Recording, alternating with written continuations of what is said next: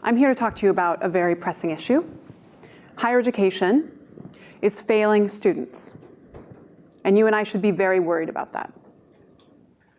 In 1998, I was a typical 18-year-old about to leave for college, and I thought, having grown up in poverty, in what can best be described as a cul-de-sac of racism and homophobia in a very rural part of the United States, I thought making it to college was the win. I thought that was the hard part. And that when I got there, obviously it was the right choice, and that I should trust the faculty, I should trust the administrators and the financial aid office who told me to take out student loans larger than any amount I'd ever seen in my life. And I naturally thought, like thousands, if not millions of other students, that if the grown-ups were going to tell me what to do, I'm 18 years old, barely legal to vote, for good reason, because 18-year-old decisions, and that I should trust them. I should trust that the grown-ups would be looking out for me, that this was a smart decision. And so I did that, and I registered for very interesting classes, and I barely made it through, and no one was paying attention. Very clearly, I became aware in my third, maybe fourth year when I finally talked to an academic advisor because I didn't know what that was. I thought that was something that really talented students would go spend time with. And so finally, when I graduated 7 years later, with my bachelor's degree, I had 50 extra credits that I didn't need and $50,000 in student loans. And for far too many other low-income students, this is the story. Now, mine works out in the end, but it's not something because there's someone twisting their mustache in an ivory tower. This didn't happen. What happened to me, it's not because there's not commitment to students or faculty and administrators don't want to do better. It's actually because higher education was never actually designed around students. This is something that gets me in a little bit of trouble when I say this in the US. The truth is, if you look at the history of higher education, it was designed at the very center is the faculty and in the administration. And you know who's most uncomfortable with that? Faculty. Because they have a front row seat to watching students who are high potential walking out of their classrooms every day and never returning because of some administrative loophole, because of some unknown thing that they didn't know they were supposed to do, or because yet another financial challenge that we could have totally predicted because we've had thousands of students who've had that same financial challenge that hold them out. And so higher education was never really designed around students, and the best example of this is the United States. So at the origin of higher education in the United States, you heard a bit about just how troubled our beginning was. But the intention behind forming the first universities in the US was the preservation of democracy. We thought as a baby democracy that we would be easily overtaken by the British again, that we would be potentially overtaken by a tyrant if we didn't invest in the intellectual capital of our citizens so they could engage in rigorous, thoughtful debate, and the best ideas would rise to the top. Now, it's probably surprising to you, the United States is having a moment with our democracy right now. Might want to pay attention and learn. And so one of the things that really, because we were trying to figure out how to build universities, you heard a bit how we did it, but one of the critical pieces is that there's this thing in higher education, in most other sectors as well, called isomorphism. It's essentially that we replicate what we see as an example because we assume it's good. So most universities kind of look the same. The variant is quality and location and size and maybe modality, but generally speaking, as much as we'd love to tell you how special and different we are, we're doing basically the same thing. And we replicate models that we've seen elsewhere. So when we're talking about our classrooms, for instance, they pretty much over time, you get my point. So higher education in America, we're trying to build universities. And so where do we look? We look to examples abroad, Oxford, Cambridge, other places. And so we replicate those models in the US. And the problem is the value system of those models is fairly problematic. And it has been failing to serve the United States. And it might not be serving you as well. The value system of those models includes that they were designed to serve the few, not the many. They were also designed with this idea that rare equals quality, because quality is hard to measure. It's kind of like saying that my doctor is really good. I know because I've never seen them, because I can't get in. Must be good. And there's also this fundamental belief that if a student fails, that they failed. Look to your left, look to your right. It's a sign that we're good. If you drop out, you didn't cut it. The last piece is that low-income first generation and students of color, they don't do as well as other students. And so somehow we should create a boutique program that we bolt on to the university to serve them. When the truth is, low-income first generation and students of color are actually your leading indicator. Now, higher education was never actually designed with students at the center. Most of our processes are very effective for efficiency and accountability, but not necessarily based on the needs of the students. And so if you think of it, it's kind of like the Hunger Games, and then low-income first-gen students of color, they have extra challenges in their life. They're going to get tripped up first. And so if instead of thinking those students dropped out, it's actually, no, we failed them. And now we need to get curious about figuring out the process to avoid that in the future. So that's essentially what needs to happen in the United States. And one of the pieces that's very obvious here is how the data shows this is true. So in the United States, we're facing right now a shortfall of about 11 million college degrees. Essentially, what we provide, the degrees that we award, are not necessarily aligning with workforce needs. Very familiar. And we fail half of all the people who walk in the door. Not too far off from your graduation rates. So generally speaking, we need to produce more degrees and make sure they actually are keeping up with economic demand. But for the first time in US history, low-income students are now the majority of students in public K-12. So the students who are going to be coming are going to be predominantly from a background of low income. That's important, because this is how well we do with that population. That bottom line, 6.2%, the red one, students like me, in the 1970s, 6 out of 100 would have gotten a bachelor's degree. And after all of our focus on innovation and progress and evolution, that number is now only about 9%. So we basically made no progress. But we have made progress for high-income students. Originally, they were making a 40% outcome, and now 80%, right? Fantastic. Turns out the one thing we've been able to do well is increase our achievement gap. So this is the complexity of the challenge facing the United States, and it's very much connected to the preservation of democracy and what's going on politically in our country. Higher education has a role to play in addressing the challenges that we are seeing show up on the news every day. And fortunately, the last piece that matters is that it was actually perfectly designed to do this. And so we know that design problems, the nice thing about them is that they're not about blame.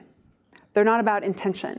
Once you acknowledge that something is a design problem, you can actually build community together to redesign the situation, to actually transform the outcomes.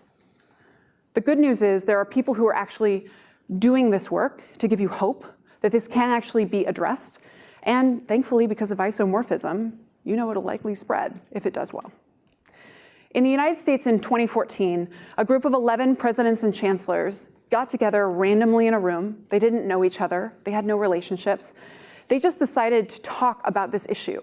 And they united around a sense of urgency, that we knew we were not producing enough college degrees to meet future economic demand. We were doing a terrible job when it comes to low-income, first generation, and students of color. And going it alone to solve those problems was a massive waste of time, energy, and money. And students were the ones paying the price. And so these university presidents and chancellors decided to get together and see what we could do. And they formed something called the University Innovation Alliance. And the key commitments they made were that they were going to produce more degrees across the socioeconomic spectrum. They were going to hold each other accountable transparently with data sharing and goals that were aspirational and frankly uncomfortable. They were going to innovate together and scale up everything that worked, and they were going to hold down their costs. And so these university presidents and chancellors started that work, and thankfully, it's doing quite well. Now, in 2014, President Barack Obama announced on stage at the White House our public goal that we were going to graduate an additional 68,000 students beyond current and stretch capacity. Now, I was a little nervous, I'll be honest, because they didn't believe us. When we submitted this goal to the White House, they made me prove in the data that it was physically possible because they didn't believe us, which is a little nerve-wracking when a president says something, it's a very big commitment on stage. Thankfully, we're now on track to produce 94,000 in that same time period.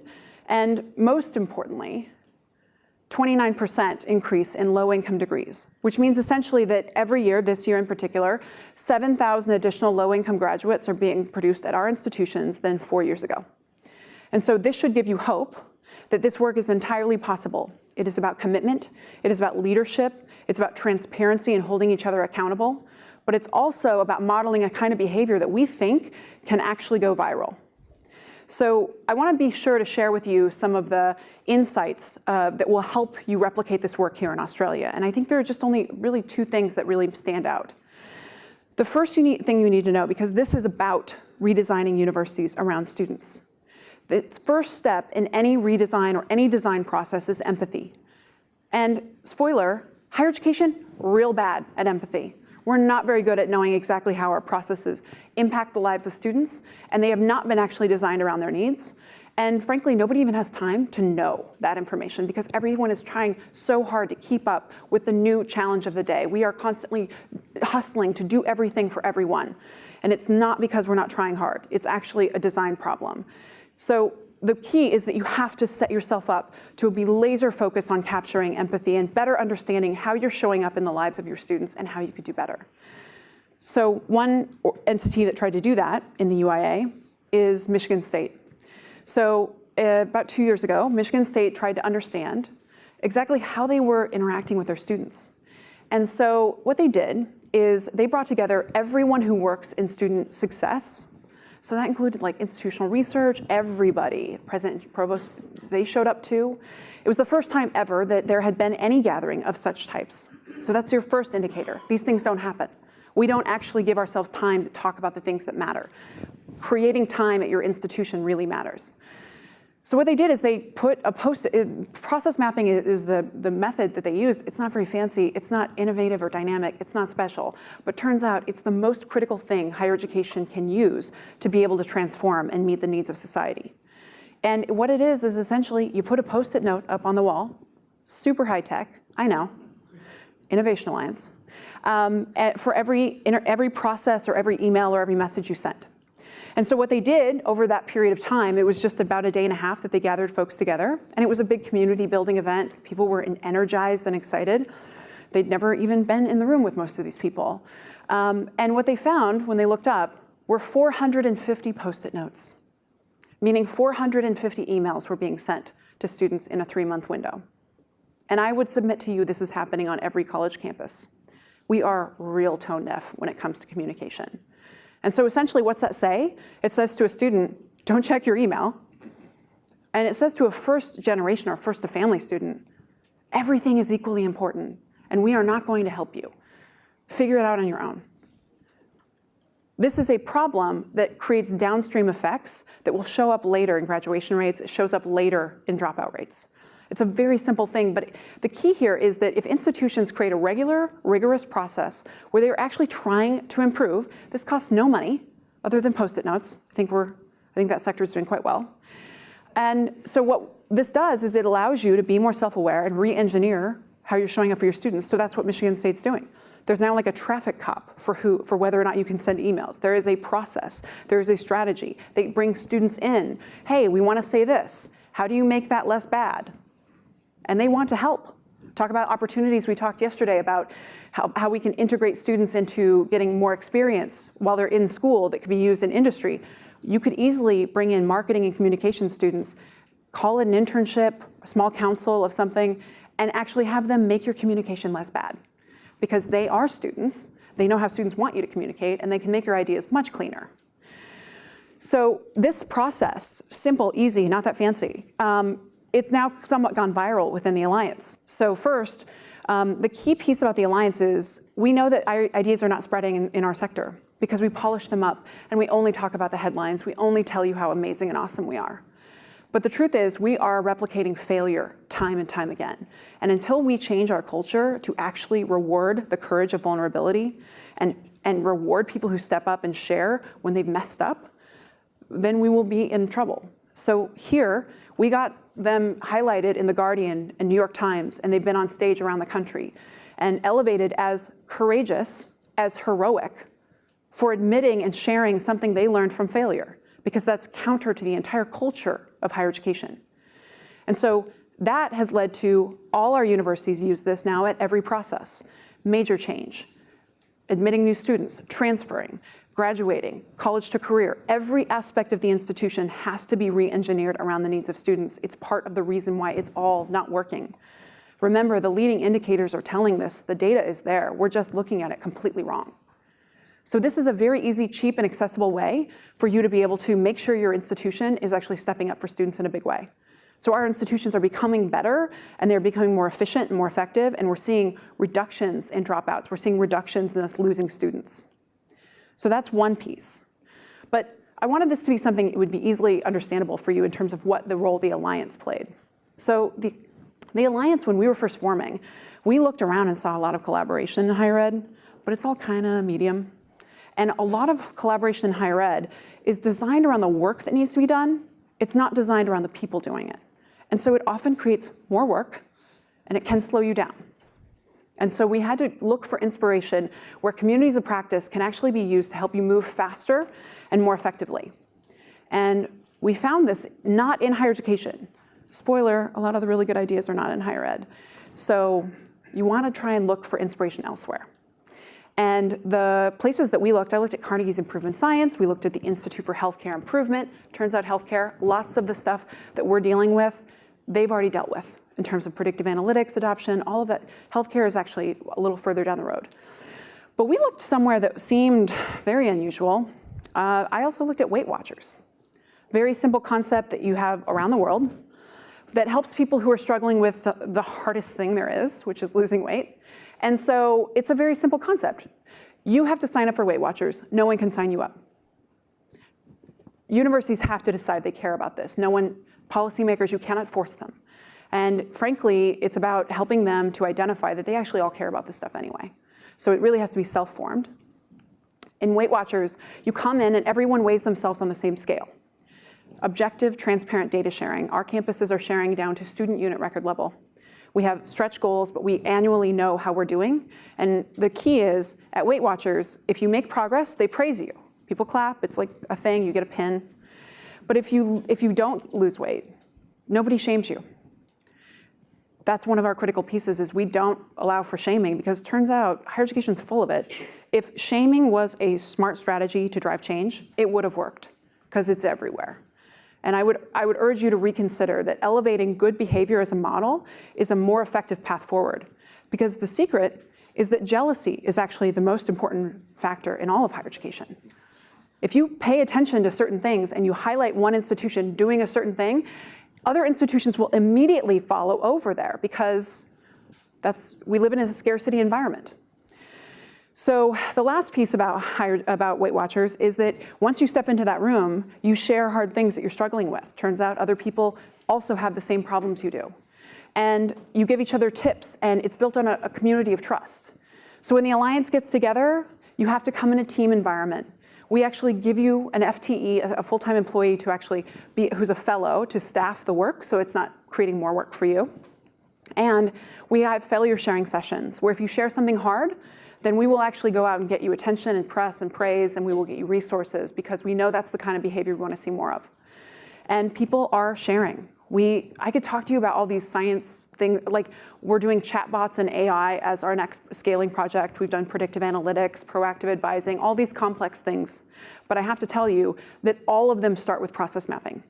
If you don't do that well, you will throw a bad product into your ecosystem that will get devoured and be spit out within 6 months.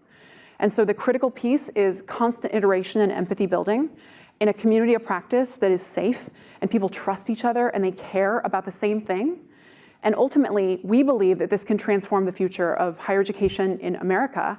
But because of isomorphism, there are already nearly 15 other collaboratives who have now sprung up to replicate this work.